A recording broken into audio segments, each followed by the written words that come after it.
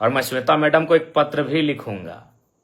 मैं कानूनी कार्रवाई के लिए तो एसपी महोदय को लिखूंगा ही उनके समर्थकों पर, लेकिन श्वेता मैडम को भी लिखूंगा कि श्वेता मैडम, अगर ढोलू महतो कल पहुंच जाए माननीय सांसद, तो क्या आपके समर्थक उनका बोर्ड उखाड़ेंगे? बोकारो के पूर्व विधायक अगर बिरंची नारायण जी अगर वहां पहुंच जाएं, तो क्या आपके समर्थक उनका बोर्ड उखाड़ेंगे? क्योंकि बोकारो जिला से हमारे योगेंद्र प्रसाद मंत्री जी आते हैं। कल को अगर विस्थापितों के समर्थन में योगेंद्र प्रसाद मंत्री जी पहुंच जाएं, तो श्वेता मैडम, क्या आपके समर्थक और आप उनका बोर्ड उखाड़ेंगे? क्या कल को रघुवर दास जी चूंकि गिरिडीह आए थे, हो सके कल बोकारो अगर आ जाए पूर्व मुख्यमंत्री रघुवर दास जी, क्या आपके समर्थक उनका बोर्ड, उनकी गाड़ी का नंबर प्लेट उखाड़ेंगे? अरे आपने तो हद कर दिया। और आप क्या बयान दे रही है इंटरव्यू में कि कुछ दिनों पहले, अरे आप जब विधायक बनी है ना मैडम, तब से आप में ये तेवर है। जब हम विधायक नहीं बने थे ना, उससे पहले से हम विस्थापितों की आवाज बनते आए हैं और विस्थापितों के धरने में, आंदोलन में सहभागिता देते आए हैं। क्या आप बात करती हैं मैडम? आप एक स्त्री थी इसीलिए मौन रहें, आप एक नारी थी इसलिए मौन रहें। बाकी आपको स्वयं मालूम है आपने आज क्या कृत्य किया।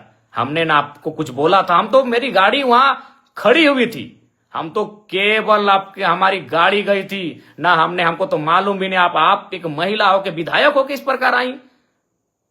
पहले तो विरोध किया, हमने आपसे पूछा कि मैडम क्या बात है, क्या बात है? आपने पहला लाइन यही कहा कि मेरा विधानसभा है, आप कैसे आ सकते? हद है भाई।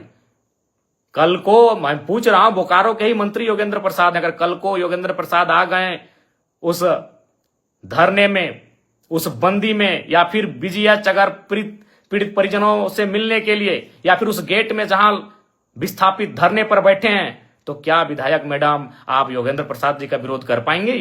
या कल को ढोलू महतो चूंकि सांसद हैं, अगर ढोलू महतो जी पहुंच गए, क्या आपके समर्थकों में, आप में वो कुव्वत है कि आप उनका नंबर प्लेट उखाड़ देंगे?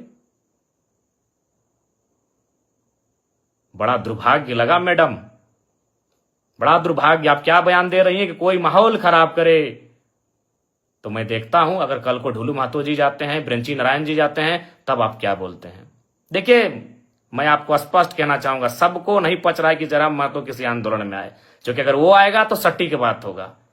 और बाकी कहना नहीं चाहिए मैडम, लेकिन जब आपने हद पार किया है तो मैं सुनी सुनी खबर आपको सुना दूं। सुने आपके घर में आपके रिश्तेदार कहिए या आपके खास कहिए, उनको ठिका मिलता है बीएसएल में।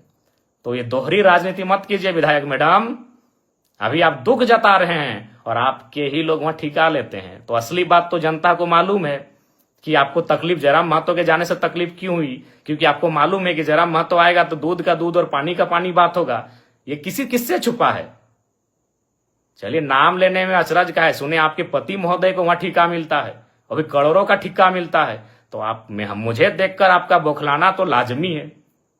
चलिए, फिर भी बुरा नहीं मानते हैं, क्योंकि लड़ाई विस्थापितों की है, लड़ाई विस्थापितों की है। बाकी हमारे समर्थक, हमारे कार्यकर्ता आपको मर्यादित रूप में उत्तर दे देंगे।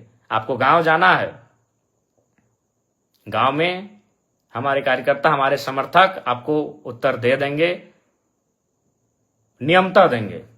लेकिन आपका ये जो बयान, ये भर्सन कि बोकारो मेरा है, बोकारो विधानसभा मेरा है, वही तो हम देख रहे हैं। अगर कल योगेंद्र प्रसाद, चूंकि तो गोमिया के विधायक हैं, आपके हिसाब से गोमिया के विधायक हैं, अगर वो कल चले जाते हैं माननीय योगेंद्र प्रसाद, तब आपके समर्थक उनका बोर्ड तोड़ते हैं कि नहीं तोड़ते, ये भी हम देखेंगे। ढोलू महतो जी अगर चले जाते हैं तो आपके समर्थक उनका बोर्ड तोड़ते हैं कि नहीं तोड़ते हैं, हम ये भी देखेंगे। और अगर बिरंची नारायण पूर्व विधायक बोकारो अगर जाते हैं कल विस्थापितों से मिलने या धरना स्थल पर, तो आपके समर्थक उनका बोर्ड तोड़ते हैं कि नहीं तोड़ते हैं, यह भी हम देखेंगे। ये दुर्भाग्यपूर्ण है, आपकी संकीर्ण सोच को आश्चर्य लग रहा है कि आप इतना संकीर्ण, आपकी सोच कैसे हो गई आज। खैर, सोच आपकी संकीर्ण कैसे हुई, और हमको बिल्कुल स्पष्ट कहेंगे, झारखंड वासियों, विस्थापितों, विधायक मैडम के साथ जितने लोग पीछे खड़े थे, आप करीब से उनको चेक कर लीजिए, वो झारखंडी नहीं थे। विधायक मैडम के पीछे जितने लोग थे, जो बोर्ड हमारी गाड़ी का, चूंकि हम पीछे आ गए, हमारे समर्थक भी हमें घेर लिए थे, हमारे समर्थक नहीं, जो विस्थापित लोग थे धरने की, दादा आप मत जाइए उधर, उसी बीच उन्होंने हमारी गाड़ी को तोड़ फोड़ करना शुरू किया। और हमने पहले ही कह दिया था कि उनको जो करना है करे, वो नारी हैं, हम कुछ नहीं बोलेंगे। बल्कि हमने आपको प्यार से बुलाया कि मैडम बात क्या है, क्यों यह व्यवहार आप कर रही हैं।